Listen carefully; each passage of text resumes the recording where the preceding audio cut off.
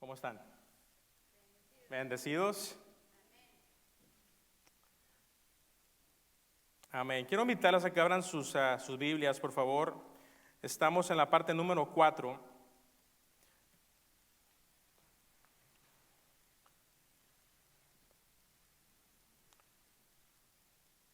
De nuestra serie de mensajes que hemos titulado Cuando el amor habla.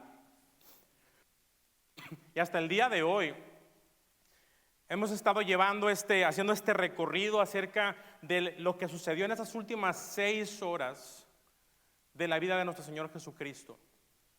Y hemos hablado hasta el día de hoy acerca de varias palabras. La primera palabra que fue la palabra de perdón. Cristo dijo desde la cruz: Padre, perdónalos porque no saben lo que hacen. Y si somos honestos, constantemente hacemos o decimos cosas que no sabemos lo que estamos haciendo. Y Cristo no solamente estaba orando por aquellos que lo estaban crucificando, sino también estaba orando por ti y por mí. También estudiamos acerca de la palabra de la seguridad, y Él dirige la mirada a uno de los criminales, quien clamó a Él en arrepentimiento y le dijo esas palabras: te aseguro que desde hoy estarás conmigo en el paraíso. Más adelante también estudiamos acerca de la palabra de amor, como Cristo, en medio de toda la gente que se estaba burlando de Él, toda la gente que estaba mofándose, que los que lo estaban crucificando, Cristo dirigió su mirada a su mamá y a su amigo Juan y dijo esas palabras: mujer, ahí tienes a tu hijo. Y luego al discípulo amado le dijo: ahí tienes a tu madre. Y dice la palabra que desde ese momento ella vivió con él. Y si recuerdas, aprendimos 3 cosas bien rápidamente. Aprendimos acerca de la importancia de cuidar de nuestra propia familia. Fuimos retados a tratarnos unos a otros como parte de la familia de Dios, y también fuimos retados a usar el dolor de los demás aun cuando estás pasando por dolor. Ahora, el mensaje del día de hoy va a ser un reto para mí. ¿Por qué? Porque voy a tratar vamos a entrar a las profundidades de la Escritura en el tiempo que tenemos. Voy a tratar de explicar algo, lo que tiene que ver con el día de hoy. Y vamos a estudiar acerca de la palabra de la sustitución. La palabra de la sustitución. Ahora, quiero preguntarte antes de comenzar: ¿qué es lo primero que viene a tu mente cuando escuchas la palabra sustitución? Por ejemplo, cuando escuchas lo que es el sustituto de azúcar, ¿verdad? Sabemos que no es lo mismo que el azúcar, ¿verdad que no? O por ejemplo, ¿qué piensas de esto? Sustituto de chocolate. Guácala, ¿verdad? ¿Qué es lo que haces cuando escuchas, por ejemplo, sustituto de comida? Imagínate, sustituto de ribs o de chicken wings. Todavía hay gente que está tratando de inventar cosas que son como sustitutos. Es mejor salir corriendo, ¿verdad? Ahí te va esta. Maestro sustituto. Hay 2 perspectivas aquí. Perdón. Desde la perspectiva de los estudiantes, es alguien a quien no le ponen atención y saben que está ahí porque no viene el maestro, ¿verdad? Así es que se va a ir el día rápido, maestro sustituto. Pero desde la perspectiva del principal o del director, ese maestra es un salvador. Porque, y sobre todo en la pandemia, ahora han tenido que brillar los maestros sustitutos, ¿verdad?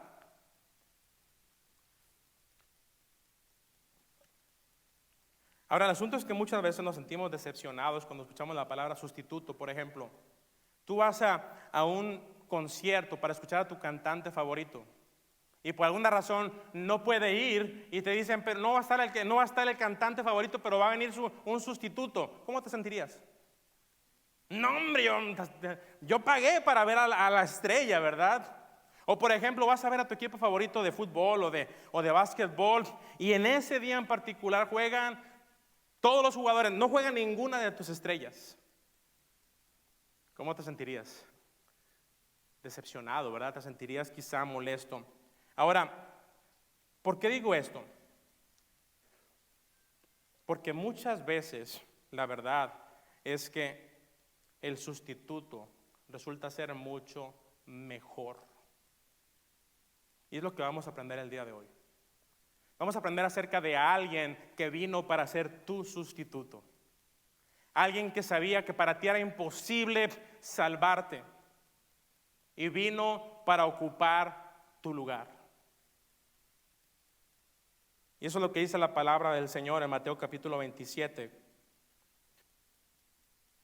versículos del 45 al 46. Y dice la Biblia lo siguiente: desde el mediodía y hasta la media tarde, toda la tierra quedó en oscuridad. Como a las 3 de la tarde, Jesús gritó con fuerza: Elí, Elí, lama sabactani, que significa: Dios mío, ¿por qué me has desamparado? Y en mi entendimiento, este es uno de los momentos más críticos de la historia. Vemos que Jesús se encuentra desamparado, está abandonado, lo han dejado solo, le han dado la espalda. Y si somos honestos, piensa en esto: no hay nada más doloroso que el abandono. He conocido en el pastorado a mucha gente que a través de los años han experimentado el abandono de sus padres o de su pareja o de su novio o novia o de alguien querido. Yo no sé, tal vez esa es tu historia. ¿Qué has experimentado el abandono? Y al leer las Escrituras, lo que encontramos es que Jesús en las últimas 24 horas había sido abandonado progresivamente. Primero vemos que él fue abandonado por Judas, alguien que supuestamente se había comprometido a seguirlo, pero ¿qué fue lo que hizo? Por unas monedas de plata lo traicionó y lo entregó. Después vemos también que todos sus discípulos lo abandonaron, con excepción de Juan, su discípulo amado. ¿Qué me dices de Pedro? ¿Te acuerdas de Pedro? Alguien que dijo que estaría dispuesto a dar su vida por el maestro. En la primera oportunidad, cuando es confrontado, lo rechaza. ¿Cuántas veces? Ayúdame. 3 veces. Y no solamente eso, se fue corriendo, salió huyendo. Ahora, eso no es el final de la historia.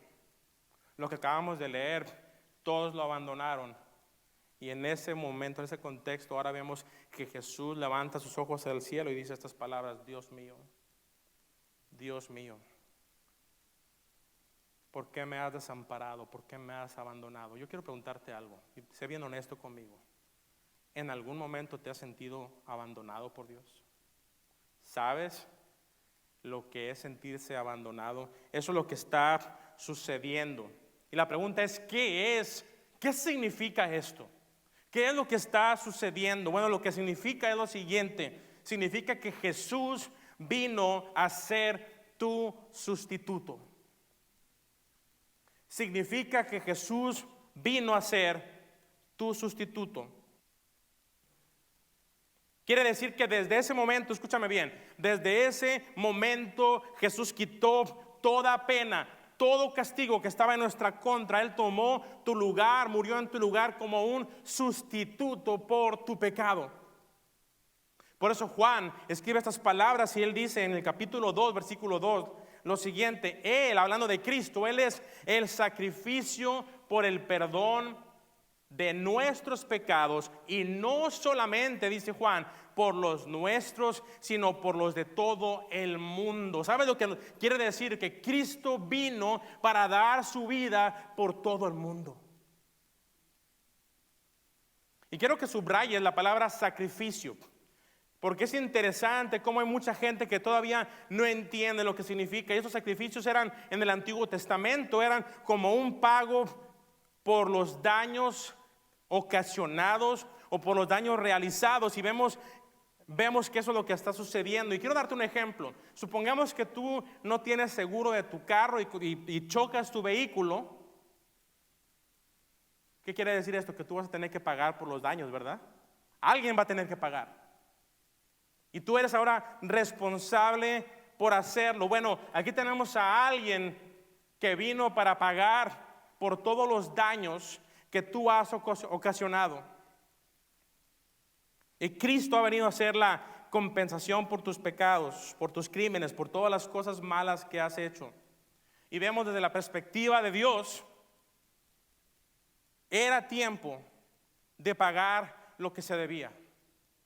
Era tiempo de ajustar las cuentas. Significa también que era momento de satisfacer la ley, la justicia. No es dejar lo que se ha hecho mal en el pasado sin su pago, sin su consecuencia. ¿De qué estoy hablando? Escucha lo que dice la Biblia. Pablo dice lo siguiente: al que no cometió pecado. Al que no cometió pecado alguno, por nosotros Dios lo trató como un pecador. ¿Para qué? Para que en él recibiéramos la justicia de Dios. Quiero que observes lo que estamos leyendo. Aquí estamos viendo que Jesús nunca cometió un pecado. ¿Lo puedes ver?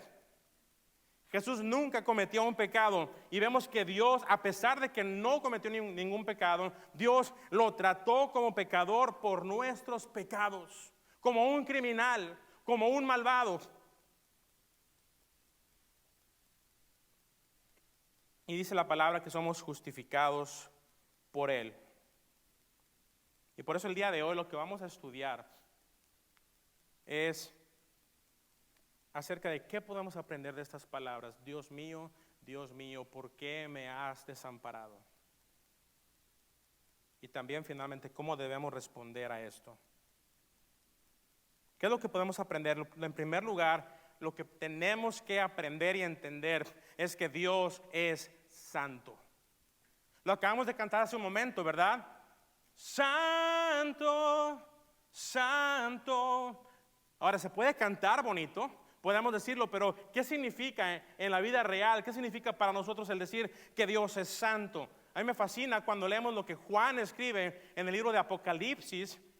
Y él dice estas palabras acerca de la santidad de Dios. Dice: santo, santo, santo es el Señor Dios Todopoderoso, el que era, que es y que ha de venir. Ese es nuestro Dios. Él es 3 veces santo. A mí me llama la atención, no sé si has tenido la oportunidad de estudiar un poco acerca de la mitología griega o la mitología romana. ¿Has escuchado de dioses como Zeus, como Afrodita, como Eros? Algo interesante cuando conoces un poco acerca de los ídolos o los dioses de la mitología griega y romana, es que esos semidioses tenían sentimientos como los tuyos o como los míos. Hacían berrinches, se enojaban. Y uno tenía que buscar la manera de aplacar la ira, el enojo de los dioses, ¿verdad?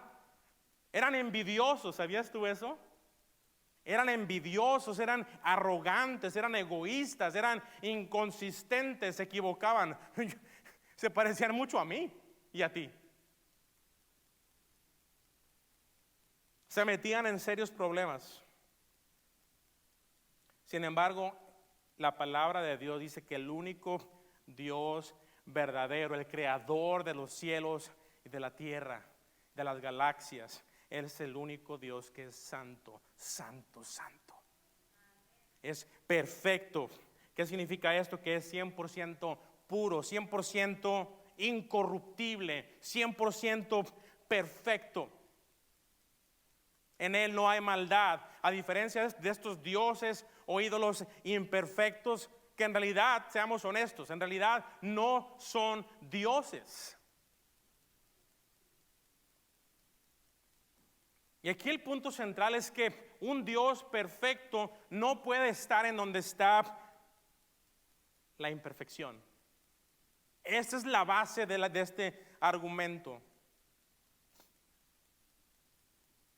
Nuestro Dios es perfecto en todas las áreas y un Dios perfecto no puede estar donde hay pecado. Y es debido al hecho de que nuestro Dios es un Dios santo, que Él odia el mal.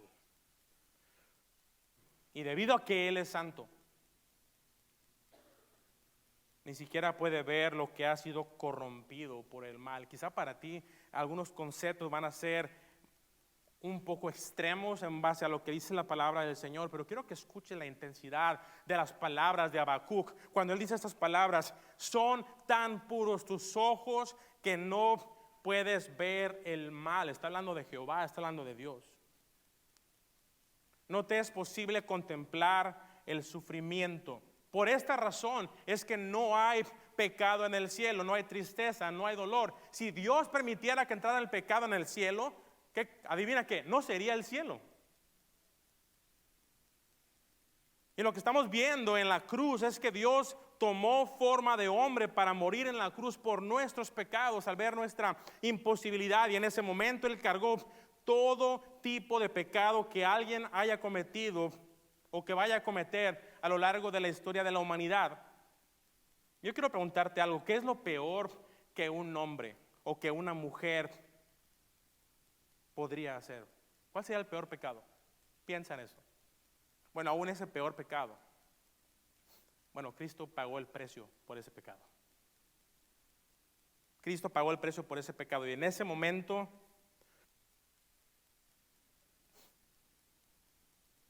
vemos que Cristo está en la cruz y Dios volteó su rostro y lo dejó solo, porque ni siquiera podía ver en ese instante a su propio Hijo.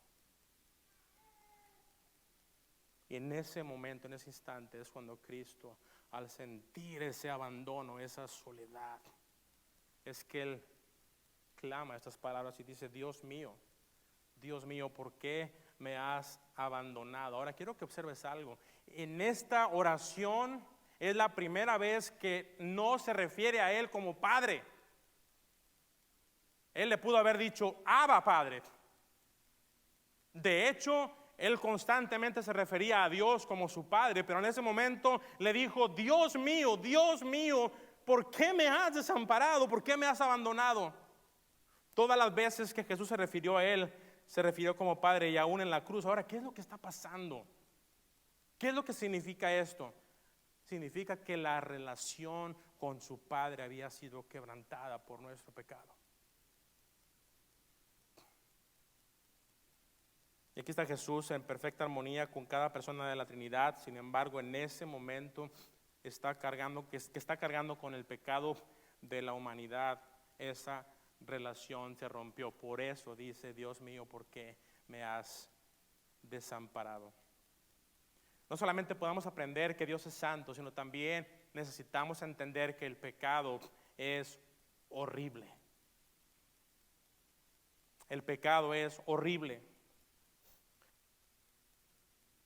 Y la verdad es que en el mundo el día de hoy la gente no piensa que el pecado sea algo malo, ¿verdad?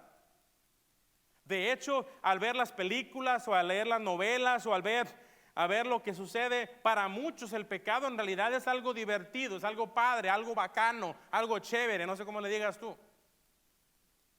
Y esto es debido a que todo lo que tiene que ver con la sociedad hace que el pecado en realidad sea algo atractivo, algo que sea popular, algo que sea divertido. Muchos de los chistes que escuchamos en las películas, etcétera, tiene que ver con cosas que Dios odia, pero sin embargo el enemigo se ha encargado de que bajemos nuestras defensas contra el pecado. Por ejemplo, ahora es común ver películas en donde fácilmente se usa el nombre de Jesucristo, no precisamente para adorarlo, sino para burlarse, para maldecir. Y es interesante que nunca vas a ver en los comerciales, en la televisión, comerciales de alcohol o de cigarros, nunca vas a ver las consecuencias. Por ejemplo, una persona que tomó demasiado y está golpeando a su esposa o a sus hijos. O una persona que está muriendo de cirrosis hepática o de cáncer, o cáncer en los pulmones, producto del abuso del cigarro o del alcohol. Piensa en uno de los galanes de la televisión, piensa en Brad Pitt. En el mundo es común espero que no les guste ese hombre feo, pero es común ver a alguien como él rodeado de unas 5 o 6 mujeres y dice: oh my goodness, quiero ser como ese hombre, ¿verdad? Eso es lo atractivo, eso es lo que la gente está buscando, pero lo que no nos muestran es todas las mujeres que están deprimidas y que se quieren quitar la vida porque les rompió el corazón. O no nos muestran tampoco, por ejemplo, las consecuencias de las enfermedades de transmisión sexual, las consecuencias de vivir una vida de libertinaje sexual. ¿Me está siguiendo lo que estoy tratando de decir? Bueno, si quieres verdaderamente ver las consecuencias del pecado de la humanidad, tienes que mirar a la cruz. Tienes que ver a Cristo crucificado y tienes que ver la carga de cómo Él tuvo que cargar con todos esos pecados en la cruz. Si hubiera sido posible que nos salváramos, que resolviéramos nuestros problemas que tenemos como humanidad, Cristo habría muerto en vano. Ahora hay tres cosas, lo voy a decir bien rápido, que debes saber acerca del pecado. Lo primero, el pecado te separa de Dios. El pecado siempre va a romper la relación con Dios, va a crear una distancia, va a crear un conflicto entre tú y Dios. Eso es lo que Isaías escribió. Él dijo estas palabras: son las iniquidades de ustedes las que los separan de su Dios. Es otra palabra para pecado. Las iniquidades son esos pecados los que los llevan a ocultar su rostro para no escuchar. ¿Sabe lo que nos muestra esto? Que muchas veces no podemos escuchar la voz de Dios. ¿Por qué? Porque estamos viviendo en desobediencia. Porque hemos decidido actuar de una manera que no agrada a Dios. Yo no sé si tú te puedes identificar con esto, pero muchas veces no buscamos a Dios, sino hasta que ya estamos metidos, ya metimos, como se dice vulgarmente, ya metimos las cuatro patas, ¿verdad? Ya en ese momento es cuando decides buscar a Dios. Y esto afecta todo tipo de relación. Y aquí vemos cómo el pecado te separa de Dios. No permite que tengas esa relación de intimidad cercana con Dios. No solamente vemos que el pecado te separa de Dios, sino también vemos cómo el pecado te aflige. No solamente te separa, sino también el pecado te aflige. Trae un enorme estrés a tu vida. ¿Sabes por qué? Porque te hace vivir en conflicto con tu Creador. Cada vez que actúas como si fueras tu propio Dios, esto trae estrés emocional a tu vida. Esto trae preocupación por no confiar en Dios. Trae miedo, trae culpa, trae resentimiento, trae lástima, trae soledad. Y estos no son yo creo que en realidad estos no son los problemas reales en tu vida,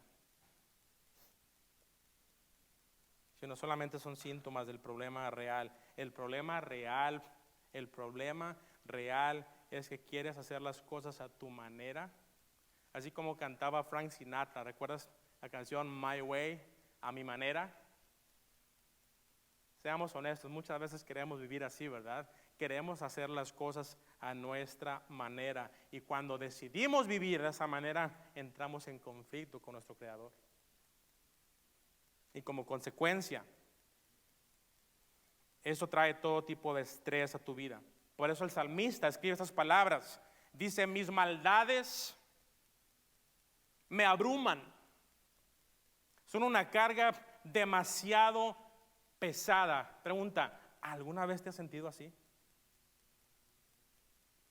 Cuando estás cargando con cualquiera de estas cosas que acabo de mencionar, es como si estuvieras cargando bolsas pesadas de basura a donde quiera que vas. ¿Cómo te sentirías? Por eso te sientes cansado, agobiado, cargado, porque llevas muchas cargas delante de ti. Eso es el resultado del pecado. No solamente te aflige, sino también, en tercer lugar, el pecado te condena. Y eso es precisamente lo que está pasando con Jesús en la cruz. Vemos que Él está sufriendo porque está separado, está experimentando una separación de Dios el Padre. Él está llevando ahora todo el estrés, todas las cargas por nosotros. Y Jesús estaba siendo condenado por nosotros en la cruz. Y tenemos que recordar esto cada vez que quebrantamos alguna ley de Dios, siempre hay un castigo. Y en este caso, para los creyentes ya no es un castigo eterno. No obstante, escúchame bien, siempre hay una consecuencia de tu pecado. Por eso el salmista escribe estas palabras. Tú, hablándole de Dios, tú eres un juez justo. Tú eres un juez justo y siempre castigas a los malvados. Ahora, ¿qué significa esto? ¿Qué significa que sea un juez justo? Significa que Él siempre está en lo correcto. Significa que todo lo que Dios dice siempre es verdad. Significa que Él es perfecto, que Él no hace acepción de personas, que Él es imparcial, que Él es un juez perfecto. Y a diferencia de ti y de mí, que constantemente somos parciales, ¿verdad? Queremos hablar o nos caen bien o amamos solamente a las personas que nos caen bien. Y cada vez que Dios dice algo acerca de ti, significa que es verdad. Yo quiero preguntarte, ¿qué voz es la que estás escuchando? ¿La voz de Dios o la voz de otras personas? Y muchas veces, seamos honestos, tal vez no te gusta lo que Dios te está diciendo, pero todo lo que Dios dice siempre es verdad y es correcto. Él nos creó, Él nos hizo, Él nos conoce a la perfección. Así que Dios, vemos que es un Dios de amor, pero también es un Dios justo. ¿Me está siguiendo? Dios es un Dios de amor, pero también es un Dios justo. Si no fuera así, el pecado no sería castigado. Ahora, ¿crees que haya algo que Dios odia? Claro que sí. Y vemos en la palabra que Dios odia la maldad. Y hay veces que el odiar, escúchame bien, es la mejor evidencia de amor. Por ejemplo, Dios odia el abuso a los niños. Y tú y yo tenemos que mostrar la misma actitud. Debemos odiar el hecho de que haya mujeres que sean maltratadas o violadas en el mundo. O debemos odiar cuando hay prejuicio o racismo en el mundo. Debemos odiar que todavía hasta el día de hoy, es más, hermanos, en nuestro estado vivimos en una de las zonas que le llaman el corredor aquí en el estado de Texas, donde se da más en la esclavitud sexual.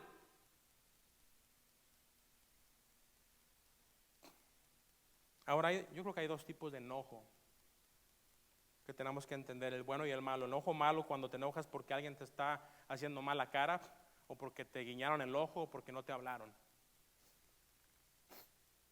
o porque alguien te ofendió o te lastimó. O el enojo justo cuando te enojas por cuidar las necesidades de otras personas. Si nunca te enojas por estas cosas, es porque quizá eres apático. Y Pablo levanta su voz y él dice estas palabras en Romanos 3:23, porque la paga del pecado es ¿qué? Léelo conmigo. Porque la paga del pecado es muerte, mientras que la dádiva, es decir, el regalo de Dios, es vida eterna en Cristo Jesús, nuestro Señor. Dos palabras. Primero dice la paga. Quiere decir, eso es lo que tú y yo nos ganamos. La paga del pecado es muerte. Pastor, ¿por qué tiene que ser tan negativo? No. En realidad lo que quiero compartir contigo son buenas noticias. Dice la Biblia que la paga de lo que tú y yo hicimos era la muerte. Pero la dádiva, es decir, el regalo de Dios es que es lo que tú y yo no merecemos.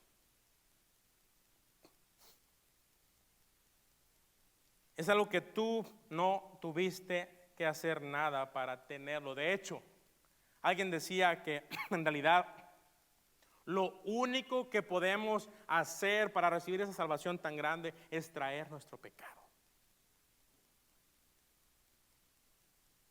Y tú y yo merecemos la muerte por la paga de nuestro pecado, pero gracias a Jesús que Él pagó la consecuencia de nuestro pecado. Ahora, como tu pastor, yo quiero decirte algo y quiero ser bien honesto contigo. Tu problema más grande no es el financiero, no es problemas de salud o problemas emocionales. Tu problema más grande es que diariamente estás en guerra con Dios.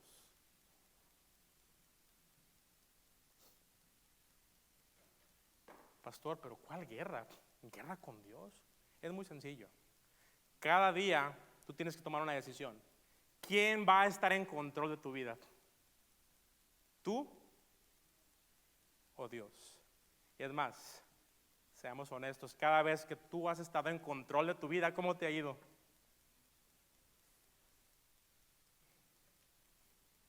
Y eso es lo que crea distanciamiento con Dios, eso es lo que trae estrés, eso es lo que trae condenación.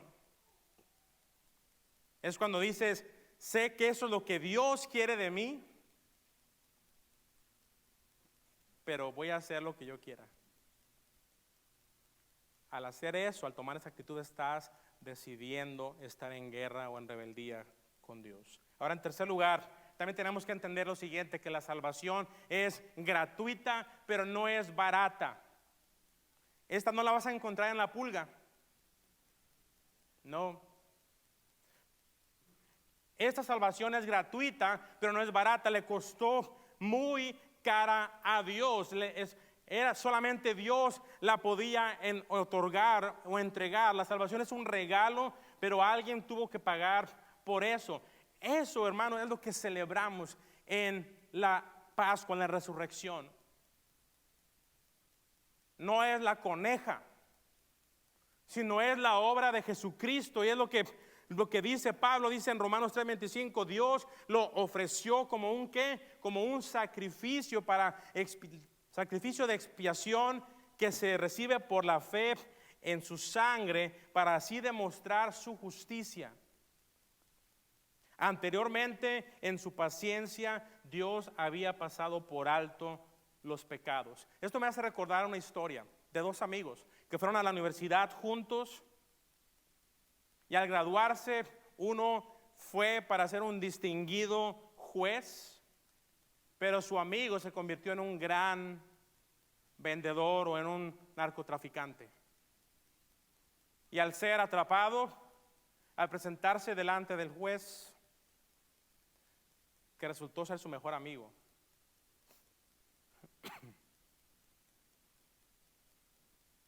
vemos que el juez decidió poner la fianza más cara, pero al mismo tiempo él decidió pagar por ella. Justicia y misericordia al mismo tiempo. Justicia y misericordia. Hermanos, eso es precisamente lo que Jesús hizo. Eso es precisamente lo que Jesús hizo por nosotros. La justicia de Dios dice, es un gran pecado, se tiene que pagar el castigo y de una manera muy severa, pero el amor de Dios dice, yo mismo voy a pagar por eso. Lo más increíble de la salvación es que fue 100% idea de nuestro Dios. Él hizo todo el trabajo, hermano, todo el trabajo para que esto fuera posible. Lo único que tienes que hacer es recibirla por fe. Porque Él juega todos los papeles o los roles para que esto suceda. Piensa en esto. Él es el juez. Él es el jurado defensor, es el jurado, es el abogado defensor y además paga la fianza. Esto es lo que está sucediendo en la salvación. Aquí estás tú, culpable de todas las cosas malas que has hecho. Y alguien tiene que pagar por eso.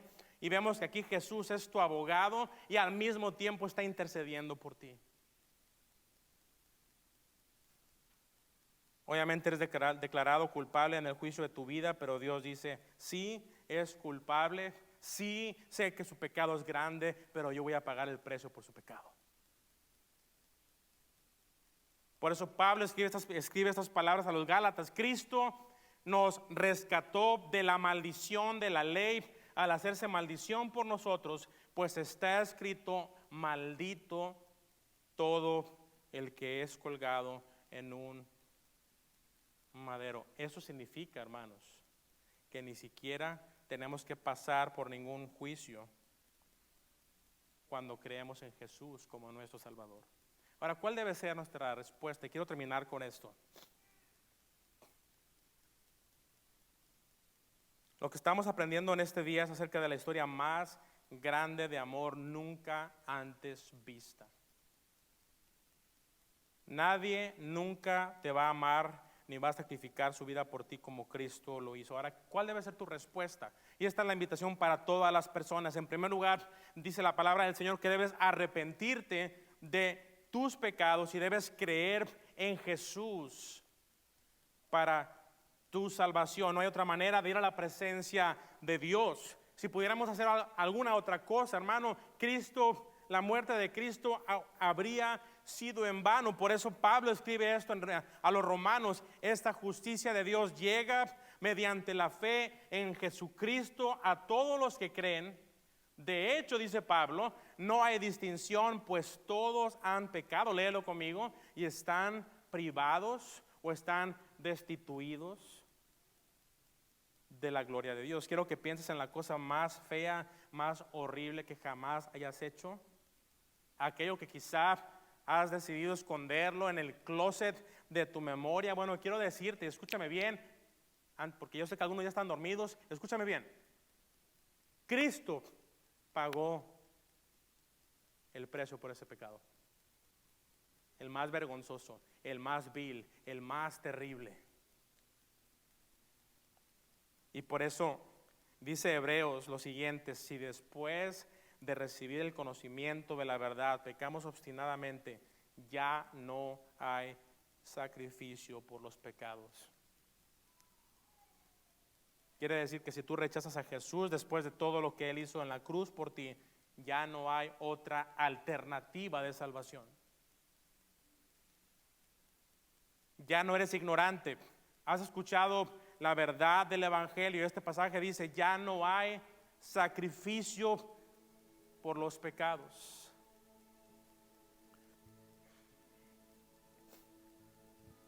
Si tú no aceptas a Jesús como tu Salvador, como tu abogado defensor y además como el que pagó la fianza por ti, ya no hay otra manera de salvarte. En segundo lugar, debes tener una actitud de gratitud. Una actitud de gratitud cuando logras entender todo lo que Cristo hizo por ti, el peso del pecado que cargó en la cruz. ¿Cómo no podrás amarlo? ¿O cómo no será posible que vivas agradecido a Él? Me parte el corazón ver a tantos creyentes que hasta el día de hoy se han acostumbrado a escuchar esta historia de salvación y lo han adoptado como algo común y corriente, algo que no los lleva al arrepentimiento. Por eso Pablo dice, y no solamente eso, sino que también nos regocijamos en Dios por nuestro Señor Jesucristo, pues gracias a Él hemos recibido la reconciliación, hermano. Antes vivías separado de Dios, antes estabas alejado de Dios y Cristo te ha reconciliado. Yo no sé, hermano, pero esto debe cambiar tu manera de adorar a Dios a partir del día de hoy. Oh, pastor, pero está siendo muy teológico, no, hermano, esto es lo más práctico, lo más maravilloso. Esas son las verdades. Esto es lo que celebramos, lo que Cristo cargó por ti. Y también nos recuerda que cuando seas tentado, tienes que recordar lo que le costó a Jesús salvarte, hermano. Tienes que permitir que ese peso del pecado pueda llevarte a recordar que no fue cualquier cosa. Él dio su vida por ti. Cada vez que seas tentado a hacer algo malo, tienes que recordar que eso, con cualquier cosa que estés luchando el día de hoy, eso fue lo que lo llevó a la cruz. Cuando comienzas a enojarte con alguien, cuando te enorgullezcas y trates a los demás de manera egoísta, tienes que recordar que eso fue lo que llevó a Jesús a la cruz. El pecado, hermano, no es algo por lo cual tengamos que reírnos o mofarnos. Si tú piensas en algún momento así, nuevamente, échale un vistazo a la cruz. Y por eso Pedro dice, como saben, bien saben, ustedes fueron rescatados de la vida absurda que heredaron de sus antepasados. El precio de su rescate no se pagó, dijo Pedro, con cosas perecederas, como el oro o la plata, sino con la preciosa sangre de Cristo, como de un cordero sin mancha y sin defecto. Recuerda, hermano,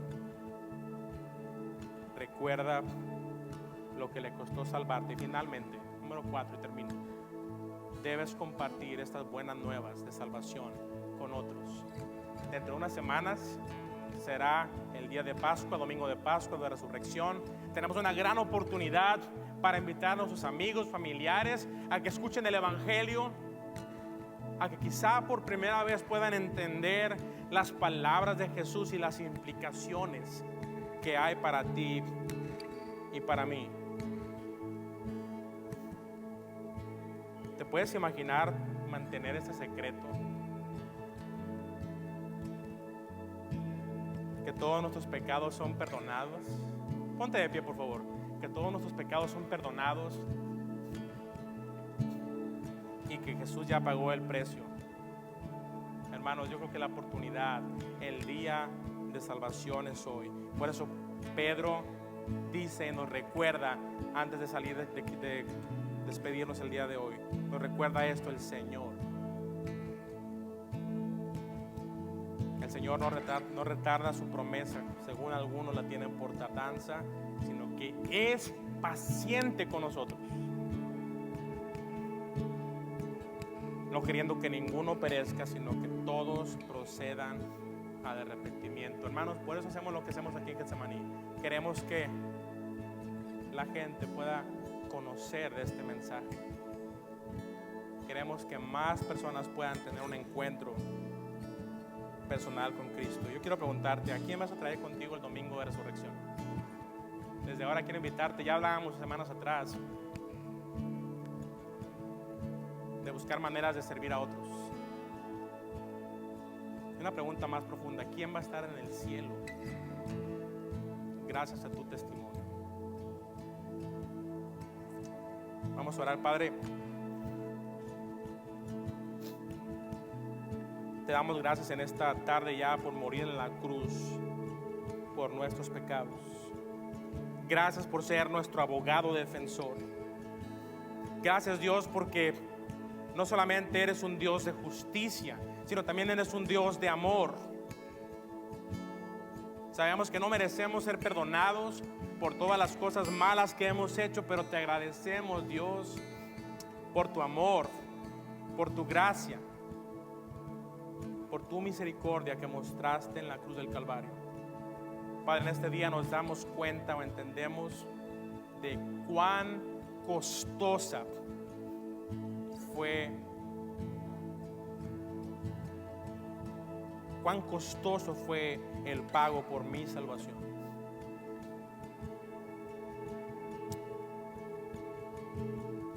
Padre, queremos confiar en ti. Quiero arrepentirme de mis pecados. Quiero aceptar esa oferta de perdón. Queramos vivir una vida de agradecimiento para contigo. Y cada vez que seamos tentados a hacer algo malo, ayúdanos a recordar, Padre, que eso fue precisamente lo que puso a Jesús en la cruz. Y lo más importante, ayúdanos a compartir esas buenas noticias con otras personas. Te lo pedimos en el nombre que es por sobre todo nombre, el nombre de Cristo Jesús. Amén. Hola a todos, nos da mucha alegría que nos ha invitado a estar en su hogar hoy y los esperemos verlos en persona la próxima semana. Y para que ustedes estén al tanto por todo lo que sucede en nuestra iglesia, por favor visite atkidsonme.org y los veremos a la próxima.